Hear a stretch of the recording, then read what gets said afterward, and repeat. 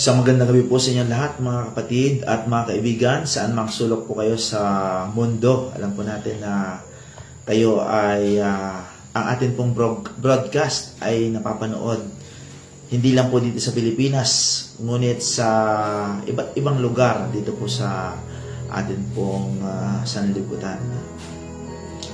Medyo na-delay lang po tayo gaya ng akin pong ipinangako na tayo po ay magkakaroon ng live na lesson review ngayong gabi, ngayong araw, at oras po sana ng 8 o'clock dito po sa Pilipinas, 8 o'clock ng gabi. Ngunit di ko alam kung ano nangyari, o siguro dahil first time po natin ngayon, no?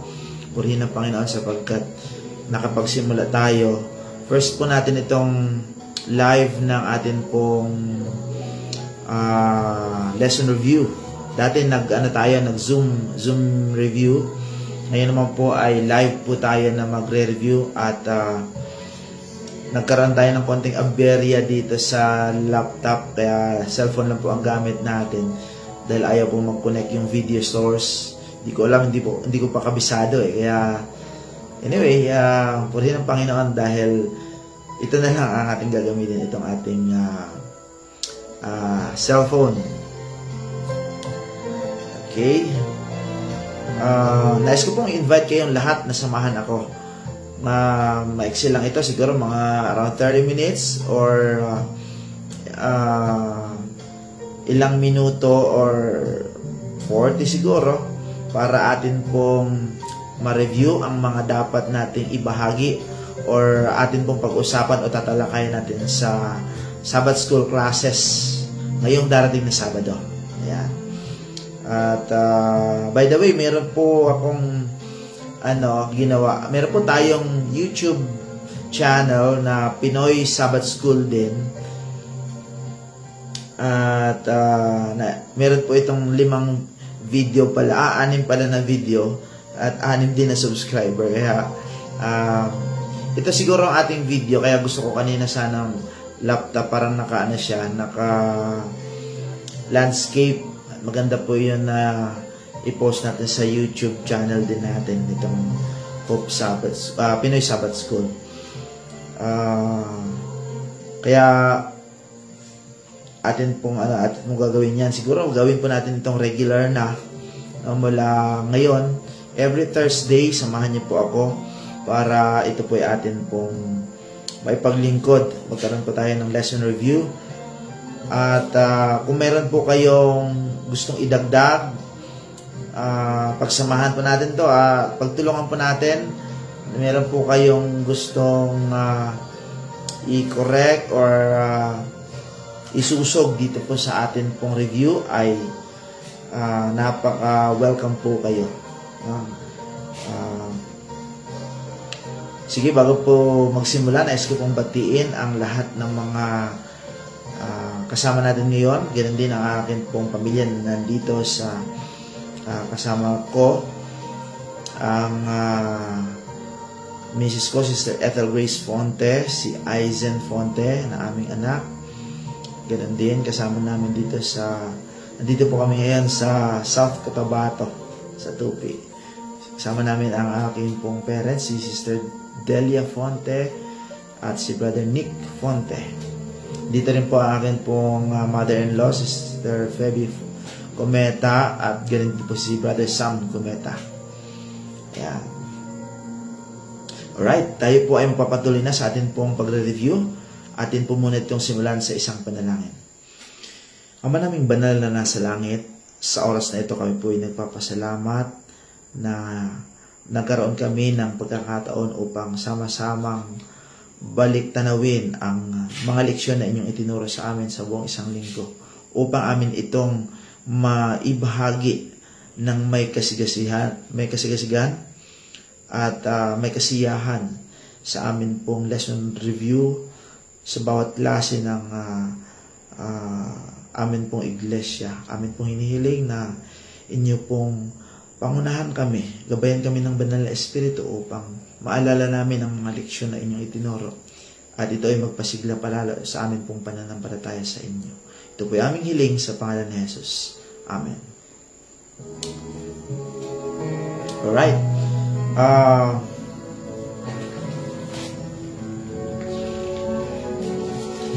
Ang atin pong leksyon ay nasa ika-aralin 7 na po tayo.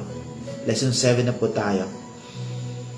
Tungkol ito sa sukdulang katapatan, pagsamba sa lugar ng labanan. Medyo, medyo yung tema ng paglalabanan or pakikipaglaban dito sa kwento na ito sa aklat ng Josue ay hindi po siya parang hindi siya negatibo, kundi isang spiritual na kaisipan kung paano sila nakapagsamba at paano naipakita yung sukdulang katapatan. Kanino kaya itong katapatan na ito? Sa Panginoon o sa mga Israelita? Ayan, yun yung ating ma-reviewin. Kung atin pong papansinin, meron pong nalaman ko, bago ko lang din nalaman na ito palang mga sikat na university sa Amerika, gaya ng Harvard, Yale, Princeton, Columbia, ay nagsimula sila bilang isang relihiyosong institusyon. Kung ating i-research ito, ayon sa kanilang kasaysayan, ay naitayo pala ito. Una, ang original niya na purpose ay para mag-train ng mga pastor at leader ng pamayanan. So, ang niya pala ay religious, religious institution talaga siya. Pero, kung papansinin nyo ngayon, di ba parang hindi naman natin na masyado nakikilala ang Harvard, Yale. Hindi mo ma-imagine, ay pala to, religious pala to. Ang original, religious pala siya na school. Bakit kaya? Siguro dahil nawala na sa kanilang paningin yung kanilang religious na layunin, no? So, kung atin pong ihahambing ito sa ating buhay, hindi kaya ganun din ang problema ng atin pong mga pamilya, lalo na sa ating iglesia. Parang hindi na tayo makikilalang Kristiyano. Or kung ating papansinin yung ating mga anak, parang wala na sa kanilang pagbibigay ng halaga yung mga relihiyosong bagay. Diba? Parang kakaunti nila ngayon yung mga bata na kapag relihiyosong bagay ang pinag-usapan ay seryoso sila. So, ito po yung problema natin ngayon. Ngayon, paano natin ito maiiwasan? Dito po pumapasok yung ating leksyon. Alam kong meron na rin kayong mga ideya galing sa ating pong leksyon kung paano natin maiwasan itong pagkakaroon ng hindi tapat na mga katangian ng atin pong mga kasama or ng atin mismong sarili. So, sa kabila ng mga marahil pakikipaglaban natin, spiritual or physical, ay meron pa rin tayong focus or pagpapahalaga sa mga relihiyosong bagay. Ayan. So, simulan natin ito sa pagbabasa ng ating talatang sa Uluhin, Matthew chapter 6 verse 33. Memorize ito ng marami sa English at sa Tagalog. Ito po sinasabi, "Ngunit hanapin muna ninyo ang kanyang kaharian at ang kanyang katuwiran, at ang lahat ng mga bagay na ito ay pawang idaragdag sa inyo." Ayan. Favorite ito ng mga tao na mahilig sa pagbabasa ng Bible, no? Kasi ito'y pangako ng Panginoon na kapag inuna natin ang kanyang kaharian at ang kanyang katuwiran, ay idaragdag anuman ang ating mga pangailangan. Kaya ng mga ibon, kailangan nila na kumain, hindi naman sila nag-work, wala silang sweldo, pero hindi sila nagugutom. Ayan. At marami pang iba na pangailangan natin, idadagdag ng Panginoon yan kung uunahin natin siya at ang kanyang katuwiran. Okay. So, anong connection nito sa ating leksyon? Tingnan natin sa araw ng linggo na may pamagat na tipan muna.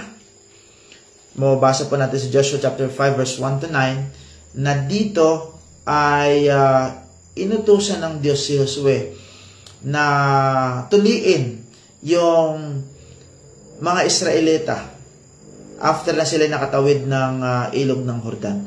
Sa tingin niyo po, bakit kaya inutusan ng Panginoon? Anong dahilan nito?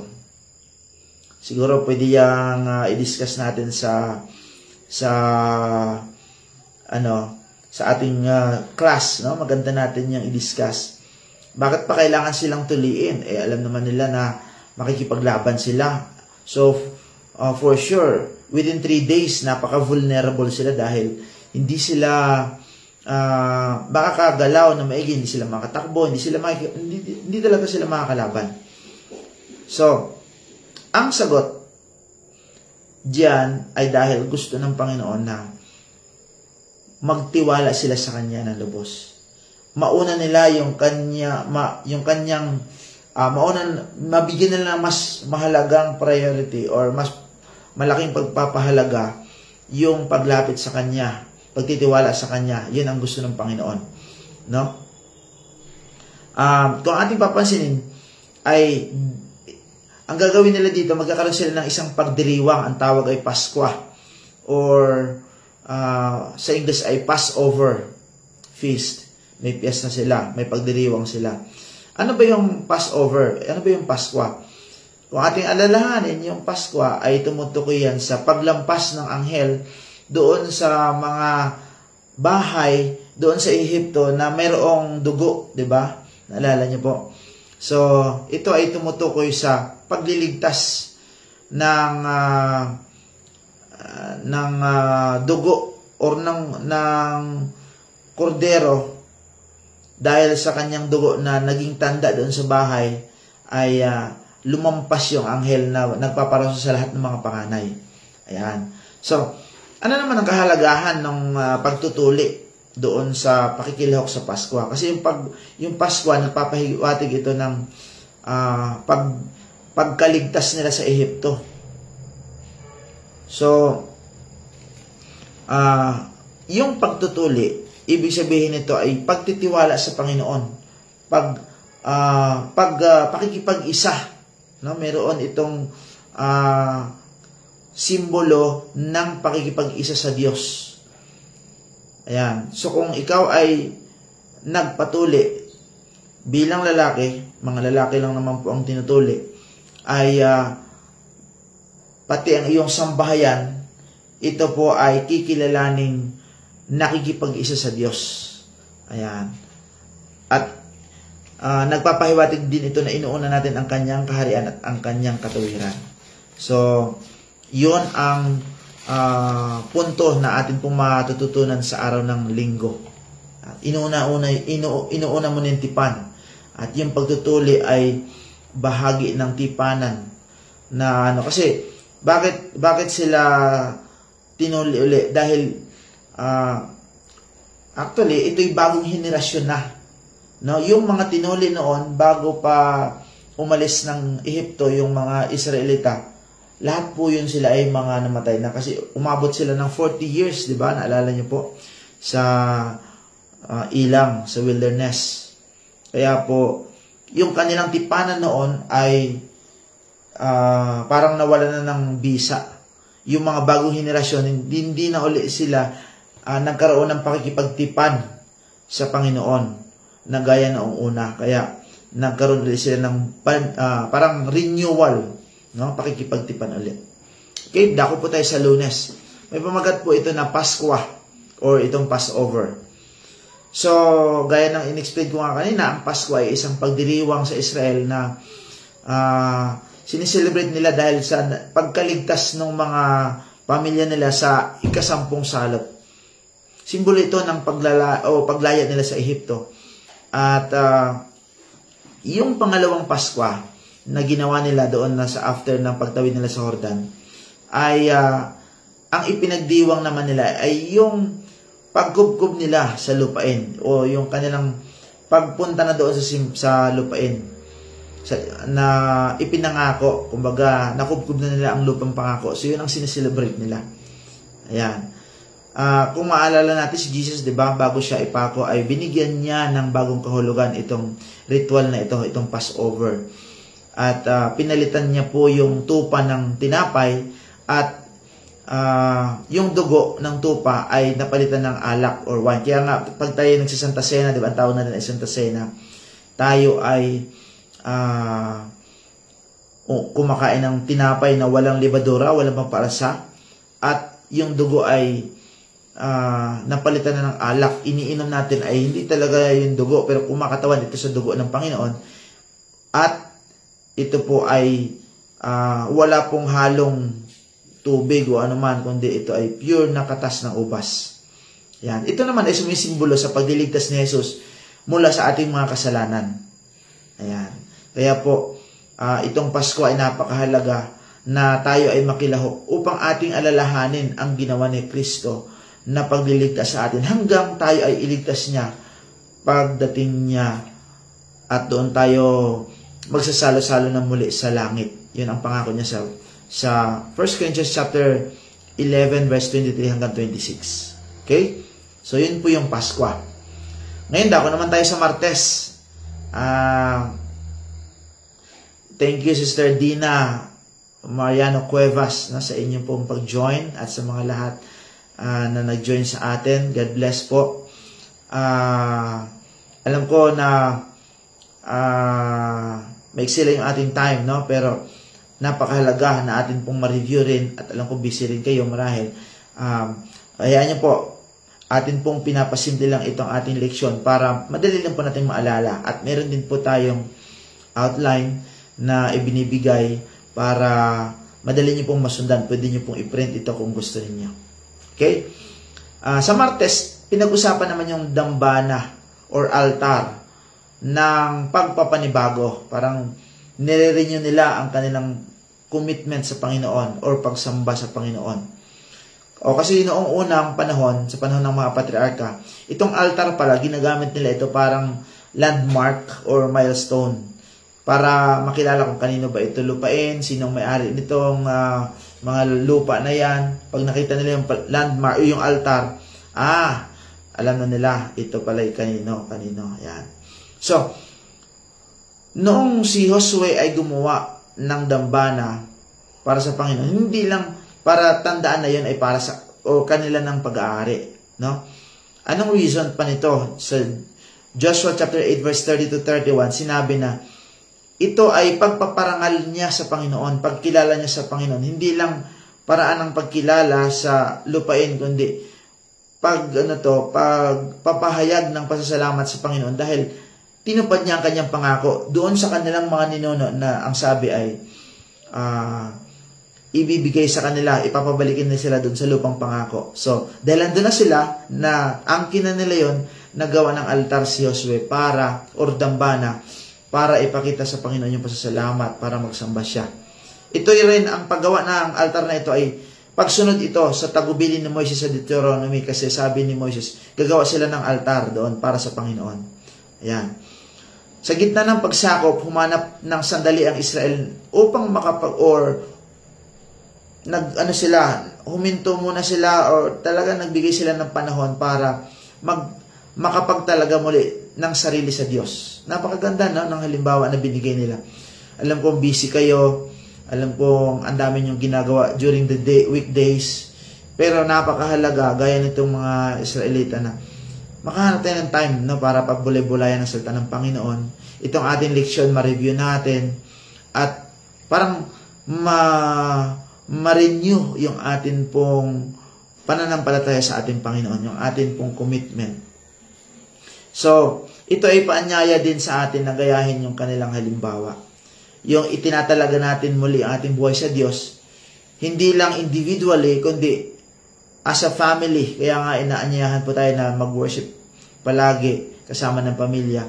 At ganoon din bilang isang iglesia na kapag tayo ay nag-join sa worship, atin pong yung corporate worship, pupunta tayo sa simbahan, atin pong nire-renew ang atin pong pakikipag-ugnayan sa Panginoon ng corporately na magkakasama bilang isang iglesia. Yan.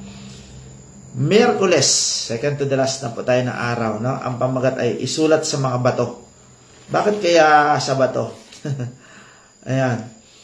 Sabi dito sa ating lesson, matapos na itayo ni Josue yung altar, ay nagtayo rin siya ng bato na pinadikitan niya ito ng apog para doon niya isulat yung kautusan, no?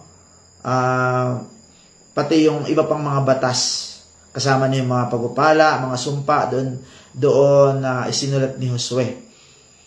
Mabasa niyo ito sa chapter 8 verse 32 ng Joshua at Deuteronomy 27 verse 2 hanggang 3. Ayan. After na masulat ito ni Josue, hindi lang ipinakita yon sa kapulungan, kundi binasa rin talaga ito ng malakas para marinig nila. So sa ganitong paraan daw ay nare-renew ang pakikipagtipanan. Kumbaga nare-remind yung mga Israelita, lahat ng mga nandoon tungkol sa kanilang ugnayan o pakikipag-ugnayan sa Panginoon, ang kahalagahan ng kanilang pakikipag-ugnayan, ang kanilang pakikipagtipan sa Panginoon. So ang tanong dito, may tanong dito po, bakit kailangan isulat itong mga kautusan sa bato? Di ba, pwede namang i-memorize, pwede namang sabihin na lang sa kanila, pwede namang ikwento na lang sa kanila.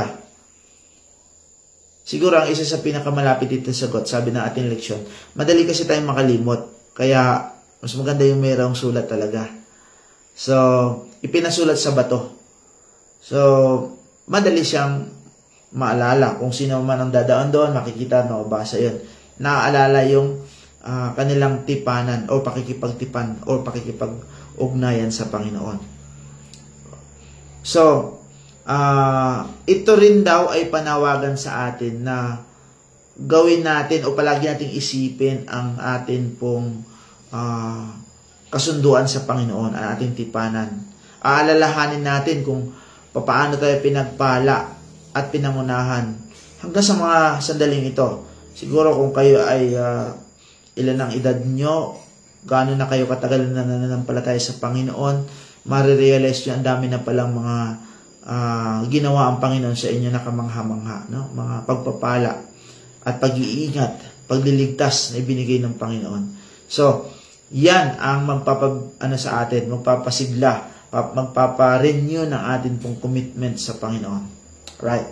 At ito'y magdadala sa atin sa Huwebes, nananabik sa kanyang presensya.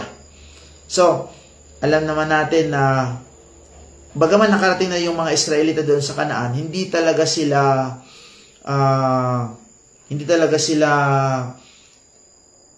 nila nakubkob talaga lahat kasi ang dami pang mga kalaban nandoon sa palibot. Pero pansamantala silang tumigil dahil meron silang ginawa. Ano yon? Kung ating maalala, gumawa sila po ng tabernakulo, 'di ba? Na sanctuaryo. By the way, dito po sa General Santos City, dito po ngayon yung Sanctuary of Asia, no? Na siguro na-post natin dito sa page ng atin pong Facebook na maaari pong mapasyalan ng libre. Mag-stay po yun dito sa Jensan ng isang buwan hanggang November 31 na lang. Abangan natin kung saan naman yan pupunta, siguro sa bandang Cotabato naman. So, sa Kidapawan di alam. At lumilipat-lipat po yan ng misyon dito po sa Mindanao. Pag natapos siguro dito sa Mindanao, baka pupunta na yan sa Manila. Opo. So, kasi galing po yan sa Visayas. Yan ang original na, doon original na ginawa ito. Okay, so, yun yung ginawa nila. Alam naman natin kung anong ginagawa sa sanctuary, diba? Nandyan yung pagsamba, yung paraan kung paanong nililinis ang ating mga kasalanan. Ito ay parang nakikita, no, tangible na parang office ng Panginoon kung saan doon tayo nakikipag-ugnayan sa Panginoon, nakikipagtagpo yung Israel sa Panginoon. Kaya ito'y kumakatawan sa pagsamba natin sa Diyos at pagkilala natin sa Diyos na mas mahalaga pa kaysa sa pakikipaglaban sa kung ano nung mga ginagawa natin sa buhay. Gaya ng mga Israelita noon, kahit yung paghati-hati nila ng lupain, itinigil muna nila yon dahil inuna nila yung pagtatayo ng sanktuaryo. So, dito kasi sa sanktuaryo ay maliban sa sinasamba nila ang Panginoon, ay napapaalalahanan sila sa mahalagang presensya ng Diyos na yun ang dahilan kung bakit sila nagtatagumpay. Yung presensya ng Diyos talaga. Ganun din sa atin ngayon. Ang pinakamahalagang bagay kung bakit magtatagumpay tayo ay dahil sa presensya ng Diyos. Hindi dahil sa ating galing, hindi dahil sa ating mga resources, hindi sa kung ano yung ating mga kayamanan, kalakasan, katalinuhan, kundi dahil sa presensya ng Diyos. Yun din ang dahilan kung bakit ito ang pinakamahalaga na bagay sa pagtatagumpay ng Israel. At ganoon din natin. So, dito sa sanktuaryo, lagi nating naaalala at nalalapitan ang presensya ng Diyos. At naaalala din natin kung ano yung tungkulin natin sa Kanya at tungkulin natin sa ating tipanan. No? Kaya, itong presensya ng Diyos ang pinakamahalagang bagay sa pagtatagumpay ng Israel. At ganoon din sa atin. Kaya kung meron tayong gustong abutin, ano man ito, sa lahat ng gawain natin mga kapatid, mga kaibigan, unahin natin talaga ang presensya ng Diyos. Kasi ito ang sikreto, ito yung susi, ito yung pinaka-source talaga ng ating pagtatagumpay, ng kapangyarihan, ng lahat ng mga kabutihan na maaari ating matanggap, yung presensya po ng Diyos. So, gaya ng atin pong memory verse, diba? Seek ye first the kingdom of God and His righteousness, and all these things shall be added unto you. So, bilang pasya, mga kapatid, kung ang pinakamahalagang bagay sa ating buhay ay ang presensya ng Diyos, kailangan natin itong asamin ng higit sa lahat. Kung meron tayong aasamin, kung meron tayong hahangarin, ito talaga yung presensya ng Diyos. At dapat natin, kasama ng ating mga anak, para hindi po sila mawala ng gana sa mga makalangit na bagay o sa mga relihiyosong bagay, kailangan natin pong alalahanin palagi ang mga bagay patungkol sa Diyos. Ang mga kaloob niya, ang mga ibinigay niya sa atin. At huwag natin kalimutang sumunod sa Kanya. Dahil ang pagsunod sa Kanya ay nagdudulot po ito ng pagpapala. At ang pagsuway naman ay nagdadala sa atin ng sumpa. So, ito po yung ating leksyon, napakahalaga, no? Na anuman pala ang ating mga gawain, anuman ang ating kinakaabalahan, napakahalaga na ma-recognize natin ang presensya ng Diyos kung saan ito po ay magdadala sa atin ng pagtatagumpay. Okay? Kung meron po kayong dagdag, maaari nyo pong i-comment sa atin pong comment section. Maraming pong salamat sa inyong pag-join sa akin. Ako po ay masaya na kayo po ay nakasama. At maraming salamat din po sa pag-share ng ating pong video ito. Nais ko pong anyayahan kayo sa susunod na Huwebes, atin pong muling pag-aralan ang ating leksyon na may pamagat na mga higante ng pananampalataya, sina Josue at Caleb. Ayan. So, tayo po ay manalangin sa ating pong pagtatapos. Maraming pong salamat, mahal na Ama, sa inyong pagpapaunawa sa amin, na napakahalaga ang inyong presensya na aming unahin, at ang pakikipag-ugnayan sa inyo ay magdudulot sa amin ng pagtatagumpay. At hindi lang yon, pag-ibig na magdudulot ng mga pagpapala. Patuloy nawa kami pangunahan, Ama, ng Banal na Espiritu, at turuan kami maging masunod sa inyo ng lubos. At gamitin din kami, Ama, habang kami inyong pinagpapala, upang maging pagpapala sa iba, at upang makakilala ang iba sa kaligtasan sa inyo, kay Jesus, at maligtas din sila mula sa kasalanan at mula sa kapahamakan. Salamat, Ama, na kayo nangangako sa amin na pagpapalain nyo ang amin pong lesson review ngayong darating na Sabado. Pangunahan nyo po ang mga teachers ang mga kasamahan namin na patuloy kami maging masigasig sa paglilingkod sa inyo. Patuloy nawang lumago ang aming pananampalataya upang anumang mga pagsubok ay maging matagumpay kami sa tulong ng inyong biyaya. Salamat, Ama, sa inyong pagdinig sa aming panalangin sa pangalan ni Jesus. Amen. Night, mga kapatid, God bless po sa inyong lahat at salamat po. Nawa ay marami kayong natutunan sa atin pong lesson review.